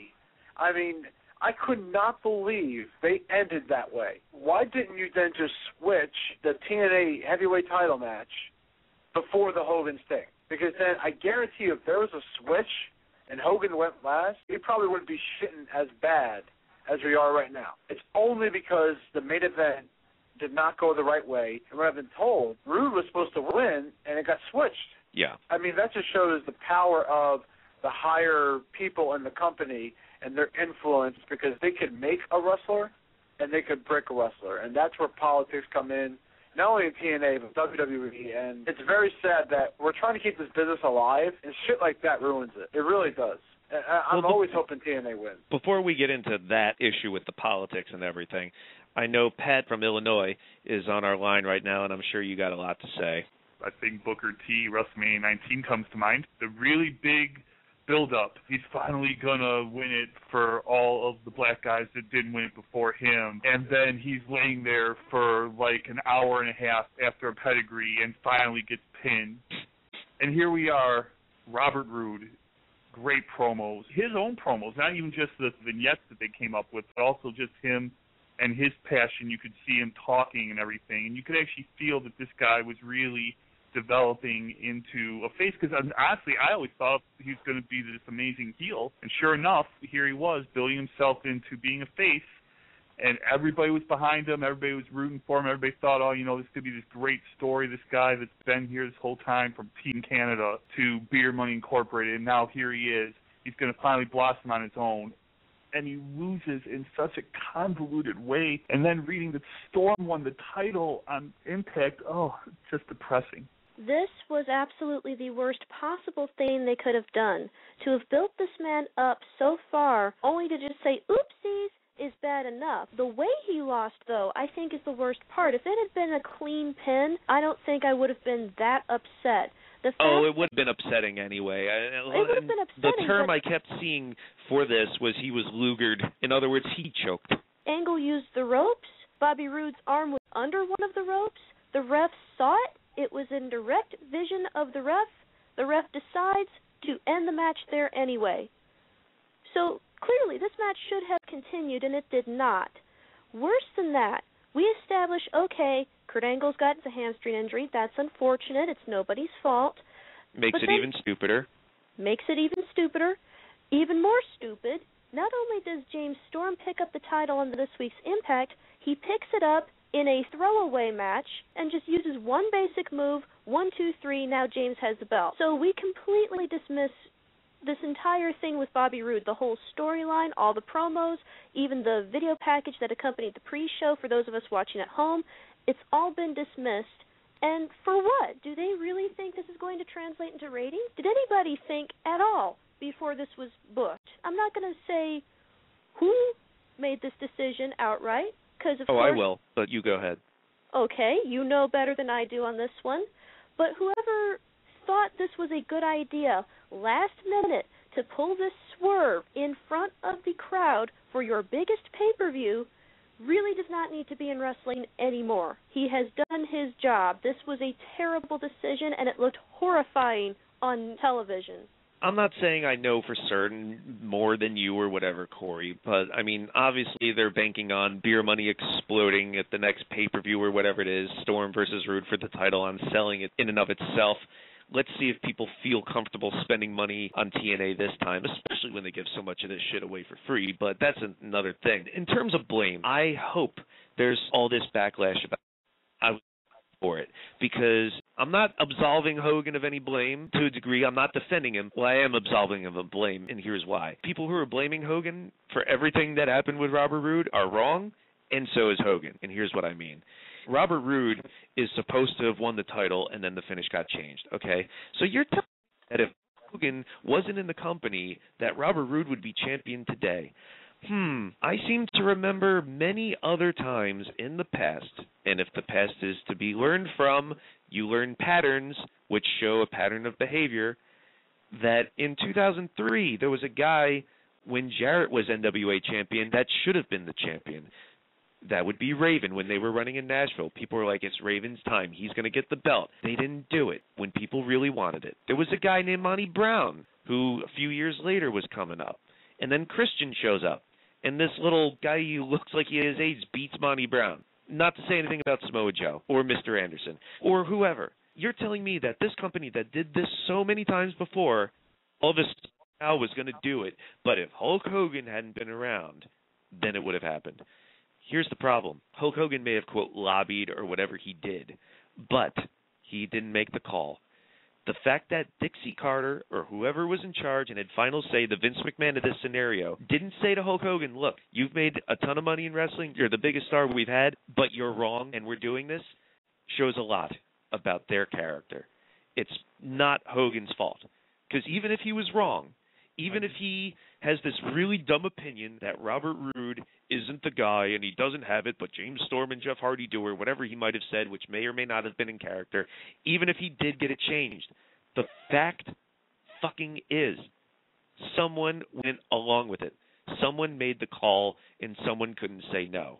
And whoever that is, whether it's Bruce Pritchard, Russo still on the writing team, or Dixie Carter or Jarrett or whoever it might be, even if they were in all one person, it doesn't even have to be all of them in unison outvoting Hogan or whatever it is, because you know Hogan's not sitting in on these fucking creative meetings every week. Whoever it is, and I'm pointing towards Dixie Carter, for whoever is in charge of that fucking company to not know that the right thing to do is Robert Roode getting the title is a complete reflection of them. You cannot point the finger at Hulk Hogan, the easy scapegoat of the internet, even if he's wrong, and say it's his fault. He did not make that call. And whoever did is the one that you should be pointing at, and is the reason why TNA is in the state it's in, and the reason why no one can get behind it, because as soon as they take a step forward, they always take 3 steps back. That's the way they always have fucking been since 2002, 9 years ago, and nothing has changed. So I find it hard to believe that, oh yes, if Hogan wasn't there, everything would be perfect. He would have won it in a six-sided ring and whatever. I don't think that is necessarily the case. And like I said, you can't place the blame easily on the guy who's not making the calls, even if he has influence. Someone could have stood up and said no. So that's my whole thing on that. Let's go to some more calls. Hey, Eric, it's Ramon. Against my better judgment, I watched Bound for Glory, and I gotta say, I'm not sorry I watched it. Like I was saying before, with the main event, it really shows how important it is that everything ends well. Because, like I said, before that finish, it was a good show. If Rude had won, and that's why I said TNA has no vision, I was sitting there just imagining talking on this radio show and saying what a great show it was. This was blow away. They did everything right. Hogan stepped up, and Rude, when he won, the roof came off. I could see, you could just feel it during that match. If Rude had just won, people would have cheered. They would have exploded. They would have gone home happy. And that's exactly the opposite of what happened. And sorry to cut you off, but continue. What you were talking about before of how even though Hogan was the one that lobbied it, the fact that nobody in charge could say you're wrong, Rude needs to win that, and that's an example of what's wrong with TNA. It reminded me of how everyone was so glad that Vince Russo is no longer the head booker. I didn't even know he was the head booker in the first place. The ending for Bound for Glory is a clear example of what I always thought. Russo's not really their biggest problem. It's the entire management's fault that TNA's in the state it's in. I know that company needs to exist because there needs to be someone to have some sort of competition with WWE, but I just hope... It ain't going to be them. I just hope that one day somebody with a lot of money that really loves wrestling will buy TNA from Panda Energy and put someone who really knows what they're doing to run that company. Royce in Pomona, California, you're on. Besides all the obvious times that TNA had a history with dropping stars, with Rhino and Raven and the list goes on, it really reminded me of the time of Rumble 08, exactly like that with Jeff Hardy. It seemed like they did everything right until the finish. It was there was no foul play. He just made a finisher and lost, and sucked all the heat, all the energy. And TNA doesn't even have a Cena moment to nullify that. They don't even have that like Rumble 08 did. They can't even save it. It just ended with that. Rumble 8 didn't even do that, so it just seemed really bad. In that sense, I made the joke that maybe Hogan should have gone last, because at least we would have gone home happy. I'm not going to be looking forward to if they split up beer money and have James versus Bobby Roode. I think that's way too predictable. The pay-per-view itself, I suppose, was all right now that I've had some time to think about it, but that ending really did leave a sour note, and the fact that the show ended 8 minutes early didn't help any either. TNA really needs to start finishing the pay-per-views at the 10 o'clock mark for Central Time viewers instead of trying to cut it up a couple of minutes early. I think they could do themselves a big favor this way and squeeze in one more They match. were getting down to the wire, though, on the pay-per-view time. They had to pretty much end it when they did, I think. No, I think that if they worked on their timing, they could squeeze in one more match, and I think that would help them in the long run. Well, that's not what I'm saying. Obviously, they structured it time-wise wrong because they were clearly running out of time. I mean, by the time Hogan Sting ended, we were looking at the clock in the arena geez, they're not going to have a lot of time. They got to get this thing going. But that's not what I mean. I just mean in the allotted pay-per-view time that they had, they were running out of time. They really didn't have that much time to do very much. I think you make a very good point that in the end of the day, somebody does make the decision at the end of the day, whoever that may be. And someone had convincing arguments that Bobby Roode was not ready for this position. Now, that could be true. That could be false. I don't know. I can't predict what the ratings would do. Because if the ratings were down and Bobby Roode was a champion, well, then that proves a point. But you don't do that for it's like WrestleMania. Imagine the heel winning. Imagine all that build-up for one wrestler and then they don't win. It's just it's horrible. And I really hope that they could turn this into a positive somehow I just don't know how they're going to do it. They've lost faith in me. I tell you, overall, if that match was not, the ending wasn't bad, the show itself was still really good. So we can't discredit the entire show over one bad match, but I guess you can. People do. People do that. No, and that's fine, and they have an argument, especially if they paid for a pay-per-view, that they believe that Bobby Roode was going to win the belt. So I'm sure most people didn't buy it for that reason, but the point is there are some people who did. And they're going to be very, very disappointed. And how can you follow the TNA product and then you watch a match on Impact coming up on Thursday, and the guy that just got the title shot the night before is not even in the main event, and he doesn't win the world title. His former partner does. And James Storm wasn't even on Bound for Glory anywhere. No mention, no nothing. It's just unreal that they think that we're going to string these fans along for another payday in another month. No, I've checked out of this story, and I think a lot of people have too. I feel bad for Bobby Roode. I feel bad for TNA. I feel bad as wrestling fans because imagine if we did a blog after that show.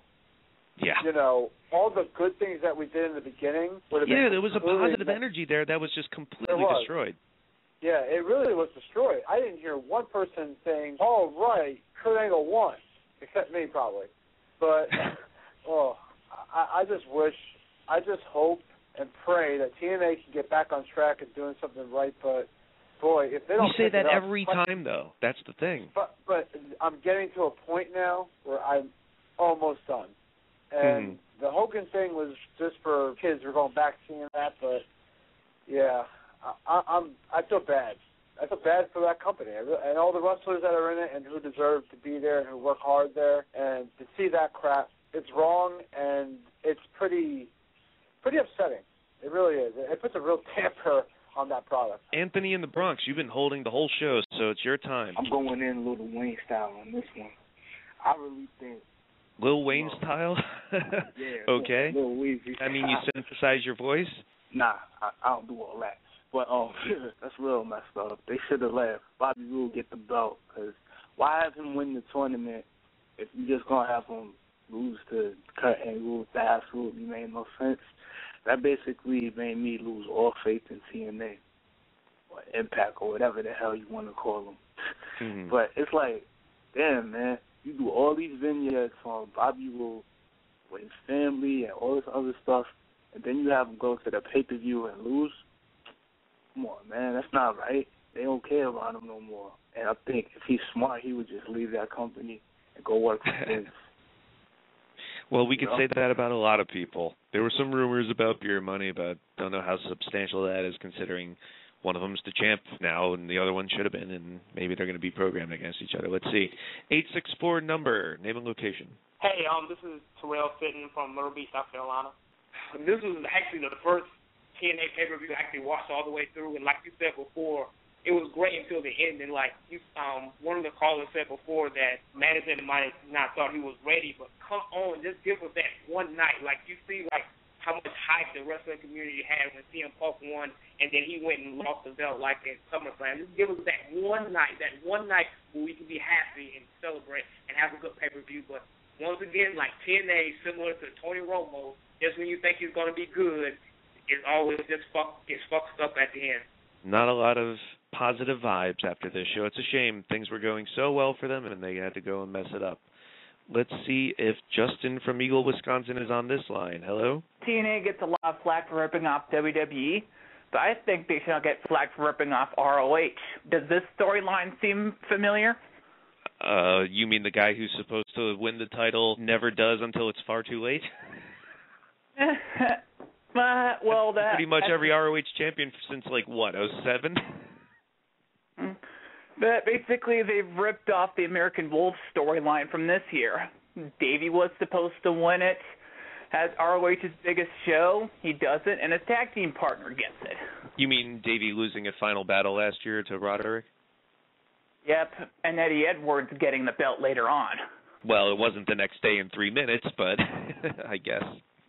TNA doesn't really have, like, those standout moments, those big moments that, like, WWE features on their highlight reels, like those big moments with, like, Benoit winning or Batista winning or Cena winning multiple times over.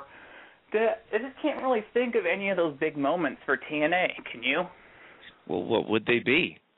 I mean, we just talked earlier about all the times they've dropped the ball with people. The thing that really was bad about it, and you'll notice a pattern for most of them, aside from Raven, Monty Brown, other sort of guys like him, Bobby Roode, these are TNA originals, as they're called now. They are not ex-WWE guys. They are not ex-WCW guys. These are guys that made their name in TNA. Yeah, Ring of Honor, of course, was pretty much saved by Samoa Joe. He carried them on their back.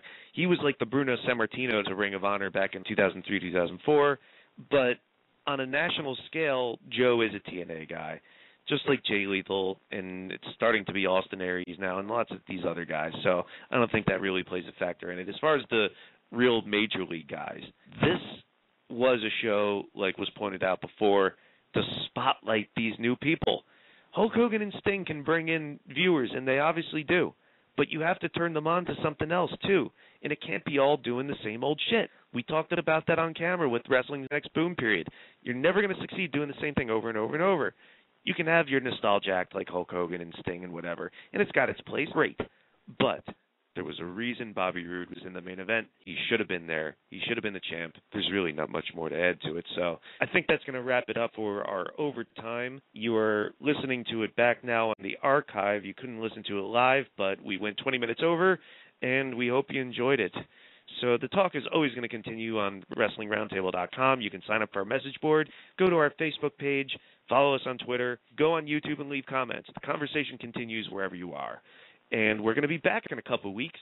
We're going to talk about UFC 137, WWE Vengeance, and more. Wherever you are, like I said, share, rate, comment, and subscribe. Support the show. We need your help now more than ever. So thank you for listening wherever you are. And I want to thank the panel, of course, to Rodney LeConte, Coriander Ake, Will Brooks, Will Vafides, and, of course, you, the audience, and all your calls. Thanks so much for participating. You are what drives the show, and you are what drives wrestling, so never forget that. Vote with your wallet. I'm the host, Eric Santamaria. Thank you, and join us next time.